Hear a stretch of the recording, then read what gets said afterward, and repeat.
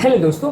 हम सब ये जानते हैं कि वेस्टर्न कंट्रीज़ के कंपैरिजन में इंडियंस में हार्ट अटैक होने का रिस्क या हार्ट के प्रॉब्लम्स होने का रिस्क कंपैरेटिवली ज़्यादा जल्दी को देखने को मिलता है। ये एक बुरा ट्रेंड है और एक खराब बात है जो कि इंडियन पॉपुलेशन में होती है। इसमें कई कारण हैं जिनकी वजह से ये ट्रेंड ज़्यादा देखने को मिलता है, जिसके बारे में आज हम बात करेंगे। आज का टॉपिक ऑफ डिस्कशन है क्या क्या ऐसे कारण हैं जिसकी वजह से वेस्टर्न पॉपुलेशन यानी कि यूरोपियन कंट्रीज़ और अमेरिकन कंट्रीज़ के कंपैरिजन में इंडिया में ज़्यादा रिस्क होता है हार्ट अटैक होने का, ज़्यादा बुरे ट्रेंड्स देखने को मिलते हैं, ज़्यादा अग्रेसिव बीमारी देखने को मिलती है, ज़्यादा जल्दी बीमारी देखने को मिलती है। तो इनके कारण क्या हैं? कारणों को डिस्कस करने का पर्पज़ ये कि यदि आप इन कारणों को समझ सकेंगे तो एटलीस्ट जो अवॉइडेबल कारण है उनको आप अवॉइड कर सकेंगे, तो बीमारी के रिस्क से खुद को कुछ हद तक आप बचा सकेंगे। किसी भी बीमारी के ट्रीटमेंट के लिए या उसके निवारण के लिए उसके कारणों को समझना ज़रूरी है। टॉपिक पर जाने से पहले जो लोग हमारे चैनल पर नए हैं उन्हें रिक्वेस्ट करूँगा आप चैनल को सब्सक्राइब करें। हमारे चैनल का पर्पज़ है लोगों को हेल्दी बनाना, हेल्थ एजुकेशन के द्वारा, और इस मिशन में आप हमारे सहभागी बन सकते हैं। चैनल को सब्सक्राइब करके, वीडियोस को लाइक करके और कंटेंट को फ्रेंड्स फैमिली के साथ शेयर करके टॉपिक के दौरान कुछ इंटरेस्टिंग बातें, कुछ साइंटिफिक फैक्ट्स और स्टडीज़ और कुछ प्रैक्टिकल यूटिलिटी की बातें भी आपको बताऊंगा, इसलिए हम बने रहिए हमारे साथ एंड तक। चलिए शुरू करते हैं। क्या आपको दिमाग में कुछ ऐसे कारण आते हैं कि क्यों वेस्टर्न कंट्रीज़ के कंपेरिजन में इंडिया में बीमारी ज़्यादा होती है? कमेंट सेक्शन में लिखकर हमें ज़रूर बताएं। बेसिकली इंडियंस में कुछ जेनेटिक प्रोफाइल का भी प्रॉब्लम है। इंडिया में जेनेटिक्स इस तरह से है कि यहाँ पे कुछ जीन्स ऐसे हैं जो हमारी बॉडी के प्रोटीन्स और मेटाबॉलिज्म को इस तरह से इन्फ्लुएंस करते हैं जिसकी वजह से यहाँ बीमारी ज़्यादा देखने को मिलती है। एक इंपॉर्टेंट कारण है। वेस्टर्न कंट्रीज़ में जो जेनेटिक प्रोफाइल है लोगों का, उसके कंपेरिजन में इंडिया में ज़्यादा डायबिटीज़ देखने को मिलता है, ज़्यादा इंसुलिन रेजिस्टेंस देखने को मिलता है। ऑब्वियसली जेनेटिक प्रोफाइल का तो आप ज़्यादा कुछ नहीं कर सकते, पर कई ऐसे कारण भी है जिसमें एक्चुअल में आपको फी कुछ कर सकते हो और उसको कम करने का या कंट्रोल करने में मदद कर सकते हो अपनी बॉडी की। तो वो कारणों के बारे में आप जानते हैं। बेसिकली अगर यहाँ पे नॉर्मल बॉडी वेट भी व्यक्ति का होता है तो भी विसरल फैट यानी बॉडी के अंदर का फैट ज़्यादा होता है। तो इससे मैसेज हमें ये मिलता है कि अगर आपका बॉडी ऊपर से दुबली पतली भी दिख रही है तो भी ये नहीं मानना है कि बॉडी के अंदर फैट नहीं होगा। हमारे लिवर में, पैंक्रियाज में, किडनी में, सारे ऑर्गन्स के अंदर फैट नहीं होगा। तो ये अगर आपको ऐसा लगता है कि व्यक्ति बाहर से मोटा नहीं दिख रहा है तो अंदर भी प्रॉब्लम नहीं है, ऐसा नहीं है। यहाँ पे कंपैरेटिवली विसरल फैट जो कि ज़्यादा नुकसानदायक होता है वो ज़्यादा देखने को मिलता है। ये मैसेज हमें ये देता है कि हमें उसके लिए भी ज़्यादा सावधानी पूर्वक ध्यान रखना चाहिए, और व्यक्ति भले नॉर्मल भी दिख रहा हो बाहर से तो भी हमें सचेत रहना पड़ेगा और ज़्यादा ध्यानपूर्वक अपने बीमारी को कंट्रोल करना पड़ेगा। इसके अलावा नॉन ओबीस इंडियंस में भी कंपैरेटिवली कोलेस्ट्रॉल वैल्यूज़ और इंसुलिन रेजिस्टेंस ज़्यादा देखने को मिलता है। यानी कि यहाँ पे जेनेटिक प्रोफाइल्स या बॉडी की तासीर कुछ इस तरह से है कि लोगों का कोलेस्ट्रॉल प्रोफाइल भी ज़्यादा गड़बड़ रहता है और इंसुलिन रेजिस्टेंस भी ज़्यादा मिलता है। तो अगर आप दुबले पतले भी हो तो भी इंसुलिन रेजिस्टेंस के लिए चेकअप करना चालू कर दें और कोलेस्ट्रॉल लेवल्स को चेकअप करना चालू कर दें। और अगर उसमें कुछ गड़बड़ मिल रही है तो उसके लिए जो डाइटरी चेंजेस हैं और लाइफस्टाइल चेंजेस है, वजन कम कर रहा है, वो सारी चीज़ें फॉलो कर दें। अगर ज़रूरी हो तो दवाइयाँ भी लें। तो कहने का तात्पर्य ये है कि यदि आपकी बॉडी बाहर से हेल्दी भी दिख रही है और दुबली पतली भी दिख रही है तो भी आपको अपने बॉडी के चेकअप्स कराते रहना पड़ेगा, क्योंकि यहाँ पे बीमारी ज़्यादा जल्दी होती है और इवन नॉर्मल या दुबले पतले लोगों को भी ज़्यादा होती है। इसके अलावा इंडिया वर्ल्ड का डायबिटीज़ कैपिटल है और डायबिटीज़ वाले पेशेंट्स को हार्ट अटैक होने का रिस्क लगभग 4-5 गुना ज़्यादा रहता है। तो डायबिटीज़ ज़्यादा होने की वजह से बीमारी ज़्यादा होती है। डायबिटीज़ क्यों ज़्यादा होती है इस पर ऑलरेडी हमने डिस्कशन काफ़ी वीडियोज़ में किया, पर बेसिकली बॉडी का खाने पीने का जो तरीका है, रहन सहन का तरीका है, लाइफस्टाइल चेंजेस है, सोने के जो पैटर्न्स हैं और अपनी ज़िंदगी जीने के जो ओवरऑल इंडियन के पैटर्न्स है वो काफ़ी ज़्यादा अनहेल्दी है। इसकी वजह से इंडिया में डायबिटीज़ ज़्यादा होती है, और क्योंकि डायबिटीज़ ज़्यादा होती है इसकी वजह से हार्ट अटैक ज़्यादा होता है। डायबिटीज़ का होना कुछ हद तक हमारे जेनेटिक प्रोफाइल पर भी डिपेंड करता है। ऑब्वियसली जेनेटिक्स का हम कुछ ज़्यादा नहीं कर सकते।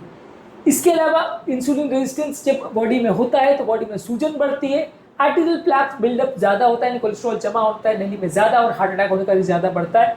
तो हमको इंसुलिन रेजिस्टेंस पर फोकस करना है, उसको जल्दी रिकॉग्नाइज करना है, जल्दी ट्रीट करना है, और बॉडी के होने वाले सूजन यानी इन्फ्लेमेशन पर भी फोकस करना है। अक्सर हम कोलेस्ट्रॉल पर फोकस करते हैं तो ज़रूर है, लेकिन इन्फ्लेमेशन को भूल जाते हैं, जिसकी वजह से कोलेस्ट्रॉल ट्रीटमेंट करने के बावजूद भी हार्ट अटैक्स होते रहते हैं।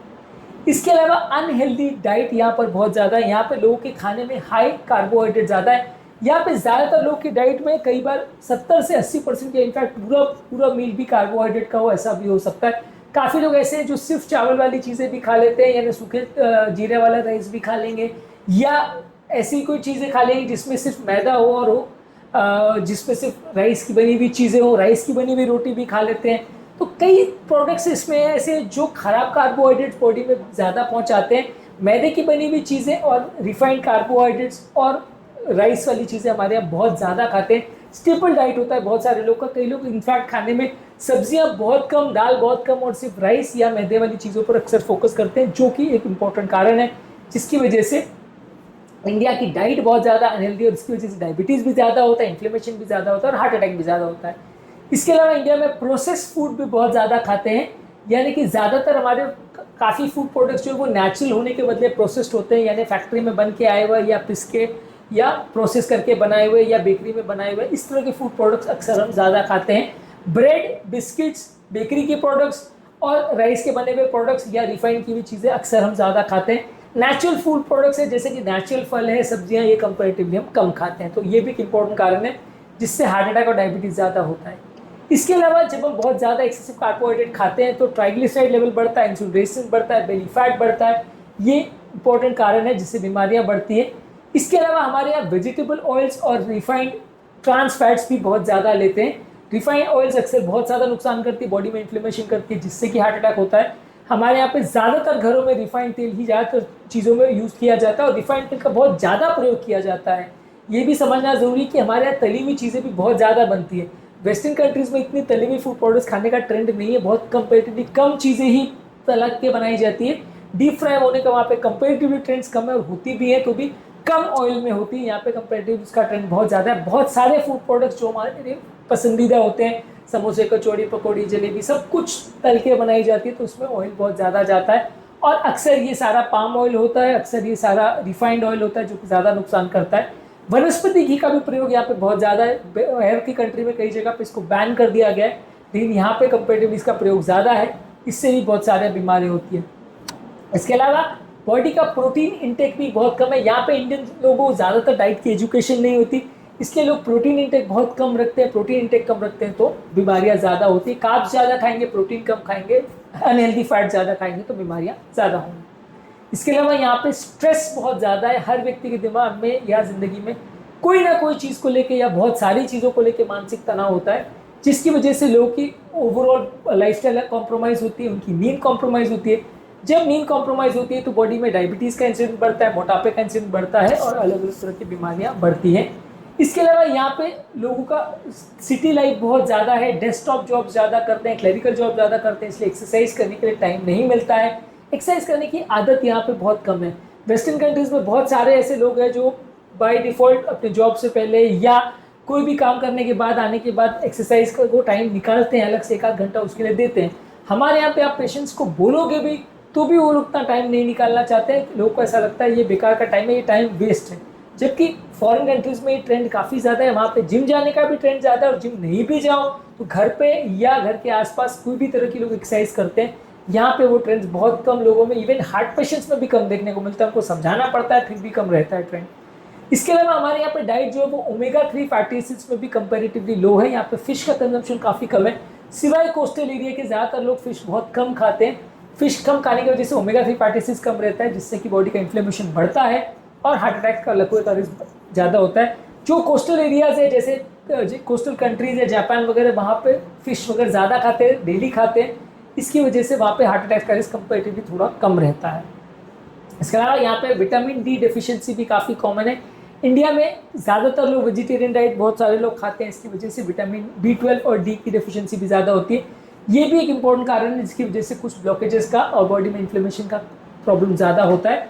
इसके अलावा इसेंशियल न्यूट्रिएंट्स जैसे मैग्नीशियम, पोटाशियम, ये सारी चीज़ों की भी अक्सर यहाँ पे कमी देखी जाती है। मैग्नीशियम का इंटेक भी यहाँ पे कंपैरेटिवली कम है। हार्ट की हेल्थ के लिए ये भी काफ़ी ज़्यादा ज़रूरी है, तो ये भी एक इंपॉर्टेंट सिग्निफिकेंट रिस्क फैक्टर माना जा सकता है, जो कि इंडियन पॉपुलेशन में ज़्यादा देखने को मिलता है एज कम्पेयर टू वेस्टर्न लोगों में।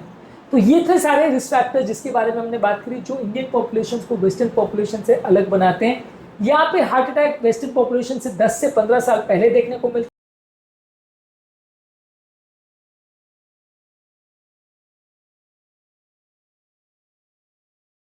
है। इसके अलावा वेस्टर्न पॉपुलेशन के कंपैरिजन में हार्ट अटैक के दौरान होने वाली मृत्यु दर भी यहाँ पे ज़्यादा है। तो सारे इंपॉर्टेंट ट्रेंड्स यहाँ पर खराब हैं। कारण आज हमने जाने, इसमें से कई कारण ऐसे जिनको आप ठीक कर सकते हैं। कुछ ऐसे हैं जैसे जेनेटिक्स है, उस पर आपका ज़्यादा जोर नहीं चलता, लेकिन एटलीस्ट जो चीज़ों को आप इम्प्रोवाइज़ कर सकते हैं उनको ज़रूर इम्प्रोवाइज़ करने का प्रयास करना चाहिए। आज के टॉपिक में हमने जानने का प्रयास किया कि इंडियन पॉपुलेशन में वेस्टर्न पॉपुलेशन के कंपैरिजन में हार्ट अटैक और हार्ट की बीमारियां होने का चांस ज़्यादा क्यों देखने को मिलता है। इनमें से जो रिस्क फैक्टर्स आपको ज़्यादा रिलेवेंट लगते हैं या आपके फैमिली मेंबर्स में देखने को आपको मिलते हैं, वो कमेंट सेक्शन में लिखकर हमें बताएं। उम्मीद करूंगा कि आज के टॉपिक में कुछ नई बातें जानने को मिली होगी। जो लोग हमारे चैनल पर नए हैं उन्हें रिक्वेस्ट करूंगा कि चैनल को सब्सक्राइब करें।